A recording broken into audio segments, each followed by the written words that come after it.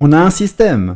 Un système est une entité, une chose. Ça peut être un organisme, un être vivant, un caillou, une idée, une proposition, une théorie. Ça marche à n'importe quelle échelle. Déjà, pour commencer, il faut savoir que tout système est maintenu unitaire par une pression externe. Et aussi, il subit une pression interne qui est principalement due à l'entropie. Et si l'objet est psychologique, c'est pareil, son information se perd. Les limites du système sont définies par l'endroit à partir duquel il n'est plus valable. Donc déjà, ça suppose un sursystème dans lequel le premier est intégré. Et c'est la pression interne de ce sursystème qui constitue la pression externe du sous-système. Ce qui est intéressant, c'est au niveau de la définition de la vie. On a la division cellulaire qui se fait de telle sorte que les cellules se multiplient en profitant de l'entropie ambiante et en la mettant au service de la complexification du système. Et encore plus amusant, cette image de la division cellulaire est aussi celle du discernement. C'est-à-dire qu'au départ, on a un nexus qui pose un problème, qui est une chose unitaire qui contient des contradictions internes. Et lorsqu'on parvient à isoler correctement les deux objets, malgré qu'ils aient des parties communes, on peut les séparer en deux systèmes parfaitement distincts. D'où le terme de distinction et de discernement, qui consiste à ne pas confondre une chose avec une autre. Et c'est là où on veut en venir. Et là, on parle même pas encore du combat interne qui a lieu sans cesse entre la dégradation constante due à l'entropie et la complexification constante due à l'usage de l'entropie. C'est-à-dire au fond ce qu'on appelle les pulsions de vie et de mort.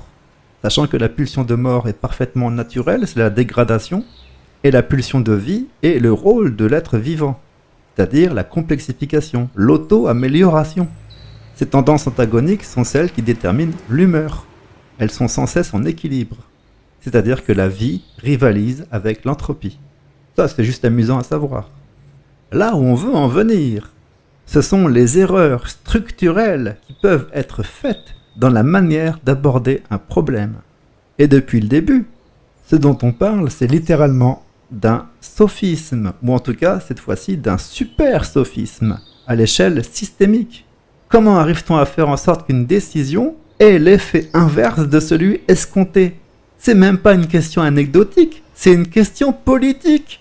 C'est certainement typiquement ce que ferait un imbécile, mais c'est aussi typiquement ce que fait l'humain quand il progresse sur le chemin de la spiritualité. Et il a bien besoin de progresser sur le chemin de la spiritualité. Il faut avoir l'humilité de le reconnaître. Donc, la question qu'on essaie de résoudre est un problème dont la solution ne fait qu'aggraver le problème. Dans le sophisme, ce qui se passe, c'est qu'on prend l'acception émotionnelle d'un objet et on l'intègre à une logique aristotélicienne. Et ceci dans le but de nourrir une motivation de faire une chose qui est illogique. En fait, à son tour, ceci est très exactement la définition de ce qu'on appelle une dédinde pathologique. C'est le moment où la personne a franchi un nouveau palier dans la folie et ne peut plus revenir en arrière. Parce que, quoi qu'on lui dise, ça ne fait que renforcer le processus qui est en train de la détruire. Alors vraiment, on se pose la question, quelle est cette erreur? Eh bien, comme dans le sophisme, c'est de considérer un objet par antonomase d'un autre, qui lui n'est que son sous-système. Ok, on va l'expliquer plus simplement encore. On prenait l'exemple de l'antiracisme, qui se fait au moyen d'une réaction à une névrose, c'est-à-dire exactement ce qu'il est censé combattre. Donc, quand l'antiraciste développe une névrose contre le raciste et qu'il réagit de façon impulsive en voyant ça, il fait exactement ce qu'il veut combattre. Et il fait usage de ce contre quoi il lutte. Et le plus génial, c'est que non, il ne se détruit pas lui-même. Il nourrit le système dont il se sert. Du moins, tant qu'il a un ennemi en face pour vivre. Parce que sans ça, pchit, il n'y a plus rien. Donc nécessairement, toutes les actions qu'il commet renforcent la cause qu'il combat. Et son erreur, c'est de viser le symptôme et non la cause réelle.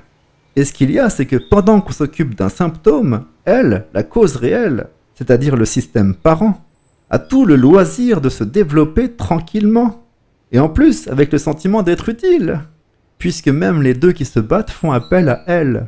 C'est comme les mecs qui vendent des armes. Ils s'en foutent de savoir pourquoi ils se battent, pourvu que l'un et l'autre achètent les armes au même fournisseur. C'est seulement s'il change de fournisseur que là, du coup, la guerre n'a plus trop d'intérêt. C'est con, hein, mais c'est de la géopolitique. Et enfin, bref, à force de réitérer encore et encore toujours la même erreur, on creuse, et quand on arrive au fond du trou, on se rend compte que ce n'est pas cet objet qu'il faut chasser, mais que le problème est dans la façon d'aborder le problème. C'est-à-dire de considérer la juste mesure de ce contre quoi on se bat.